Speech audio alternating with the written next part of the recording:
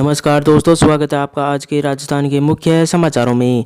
तो दोस्तों, राजस्थान की तमाम बड़ी खबरों को जानने से पहले आपसे रिक्वेस्ट है कि इस वीडियो को लाइक और इस चैनल को सब्सक्राइब कीजिए और बेल आइकन के नोटिफिकेशन को ऑन कर लीजिए। तो दोस्तों, सीधे चलते हैं आज की सबसे पहली बड़ी खबर की ओर।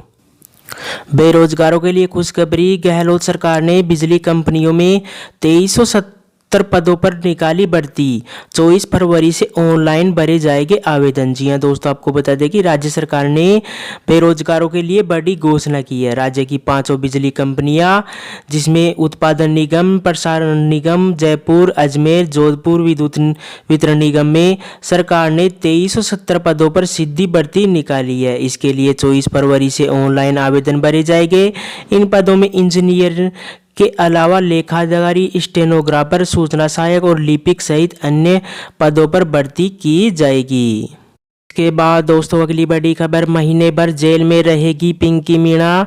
जी हां दोस्तों, आपको बता दें कि दौसा जिले में 10 लाख की रिश्वत मांगने के आरोप में गिरफ्तार आरएएस पिंकी मीणा को जेल में ही रहना होगा। उसकी जमानत पर सोमवार को हाई कोर्ट की जयपुर बेंच में सुनवाई हुई, जिसमें बचाव पक्ष के वकील ने मामले में आरोप पत्र पेश होने के बाद जमानत अर्जी पेश करने की छूट मांगते हुए जमानत अर्जी को वापस लेने की अनुमति मांगी। इस पर अदालत ने अनुमति देते हुए जमानत अर्जी को खारिज कर दिया। आपको बता दें कि न्यायाधीश इंद्रजीत सिंह की एकल पीठ में बचाव पक्ष के वकील ने कहा कि एसीबी के पास पिंकी मीणा के खिलाफ कोई साक्ष्य नहीं है। इस केस में ना तो पिंकी मीणा से रिकवरी हुई है और ना ही कोई डिमांड की गई है। उसे गलत फंसाया जा रहा है। दूसरी तरफ सरकारी वकील ने कहा कि एसीबी के पास रिश्वत मांगने की रिकॉर्डिंग मौजूद है। जमानत पर बाहर आने पर वह गवाहों को प्रभावित कर सकती है। आपको बता दें कि 16 फरवरी को पिंकी की शादी जयपुर में हुई थी, जिसके लिए हाई कोर्ट ने 10 दिन की अंतरिम जमानत दी थी। ऐसे में जब उसके पास रेगुलर बेल पाने का आधार नहीं था, यही वजह जमानत याचिका वापस लेने की मानी गई है। चूंकि इस मामले में गिरफ्तार एक अन्य अफसर की जमानत याचिका भी पहले ही खारिज हो चुकी है, इससे भी याचिका खारिज होने की संभावना ज्यादा थी।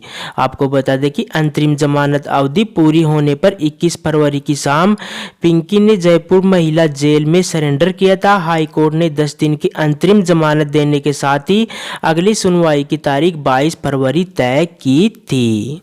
इसके बाद दोस्तों, अगली बड़ी खबर, जज्बा अब भी बरकरार।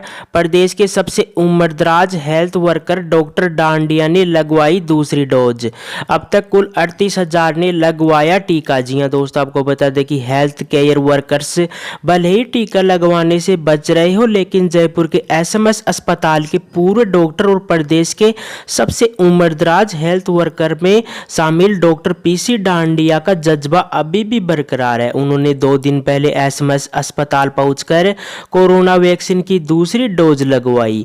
इससे पहले उन्होंने 16 जनवरी को पहले दिन टीका लगवाकर लोगों को मैसेज दिया था कि वैक्सीन से डरे नहीं, आगे आकर लगवाई। आपको बता दें कि डांडिया ने बताया कि वैक्सीन की दोनों डोज लगवाने के बाद वह पूरी तरह स्वस्थ है। उन्होंने बताया कि वैक्सीन लगवाने के बाद पिछले 1 माह में उन्हें कोई भी साइड इफेक्ट्स नहीं हुआ है। उनकी दिनचर्या में कोई भी असर नहीं पड़ा है। उन्होंने बताया कि वे पूरी तरह फिट है और रोजाना की तरह सुबह शाम वॉक पर जाते हैं और एसएमएस मेडिकल कॉलेज पहुंचकर अपनी सेवाएं दे रहे हैं। दोस्तों, अगली बड़ी खबर, अशोक गहलोत बोले आगामी चुनाव में पांडुचेरी की जनता भाजपा को सिखाएगी सबक। जी हां दोस्तों, आपको बता दें कि पांडुचेरी में कांग्रेस सरकार गिरने के मामले में राजस्थान के मुख्यमंत्री अशोक गहलोत ने भाजपा पर निशाना साधा है। उन्होंने कहा कि आगामी चुनाव में पांडुचेरी की जनता भाजपा को सबक सिखाएगी। गहलोत ने कहा कि अनैतिक तरीके से कांग्रेस सरकार गिराकर भाजपा ने दिखा दिया है कि वह सत्ता के लिए किसी भी हद तक जा सकती है। पहले वहां उपराज्यपाल के माध्यम से शासन चलाने में परेशानियां पैदा की गई और अब धनबल का प्रयास कर सरकार गिरा दी गई है। उन्होंने कहा कि पहले कर्नाटक, फिर मध्य प्रदेश और अब पुडुचेरी में विधायकों को प्रलोभन देकर इस्तीफा दिलवाया गया है और फिर सरकार गिराई गई है। भाजपा का यह गलत गलत तरीके से सत्ता हथियाने का नया तरीका है। इसी के साथ ही गहलोत ने कहा कि राजस्थान में भी अनैतिक तरीकों से सत्ता हथियाने का प्रयास किया गया है, जिसका यहाँ की जनता से मुंह तोड़ जवाब दिया गया है। भाजपा के इन तरीकों से लोकतंत्र को खत्म करना चाहती है, लेकिन लोग इनकी चालों से समझ चुके हैं। के बाद दोस्तों अगली बड़ी खबर, सरकारी स्कूलों में विद्यार्थियों की प्रतिभा निखारने के लिए होंगे कार्यक्रम, भामाशाहों को भी लेंगे मदद। जी हां दोस्तों, आपको बता दें कि कोरोना काल के लंबे इंतजार के बाद अब बच्चों के लिए फिर से स्कूल खोल दिए गए हैं। स्कूलों के खुलने के साथ ही अब निजी स्कूलों की तर्ज पर सरकारी स्कूलों में विद्यार्थियों को प्रोत्साहन और प्रतिभाओं को निखारने के लिए वार्षिकोत्सव की कवायद शुरू हो गई है। राज्य परियोजना निदेशक आयुक्त की ओर से जारी आदेशों में स्कूलों में वार्षिकोत्सव इस साल 20 फरवरी से 20 मार्च के बीच होंगे। इसके लिए प्रति स्कूल 10,000 रुपये का बजट मिलेगा। अगर ज्यादा खर्च होता है तो भामाशाह की भी मदद ले सकेंगे। के बाद दोस्तों अगली बड़ी खबर, गहलोत का पीएम को पत्र, केंद्र और राज्य सरकार की राजनीति में फंस गया है 37.2 करोड़ का ईस्टर्न राजस्थान कैनाल प्रोजेक्ट। जी हां दोस्तों, आपको बता दें कि राजस्थान की करीब 3 करोड़ जनता से जुड़ा ईस्टर्न राजस्थान कैनाल प्रोजेक्ट राज्य व केंद्र सरकार के अहम व राजनीति में फंसा है। प्रोजेक्ट में 37,247 करोड़ रुपए खर्च होने हैं। ऐसे में मुख्यमंत्री अशोक गहलोत ने इसे नेशनल प्रोजेक्ट घोषित कर केंद्र से फंड चाहते हैं, लेकिन केंद्र हर बार कोई न कोई ऑब्जेक्शन लगाकर फाइल लौटा देता है। आपको बता दें कि मुख्यमंत्री पिछले 2 साल में आधा दर्जन पत्र प्रधानमंत्री व जल शक्ति मंत्री को लिख चुके हैं। 20 फरवरी को नीति आयोग की बैठक में भी सीएम ने इसका मुद्दा उठा चुके हैं। पीएम नरेंद्र मोदी को उनका वादा याद दिलाया। प्रोजेक्ट की डीपीआर बने 5 साल से भी ज्यादा समय हो चुका है।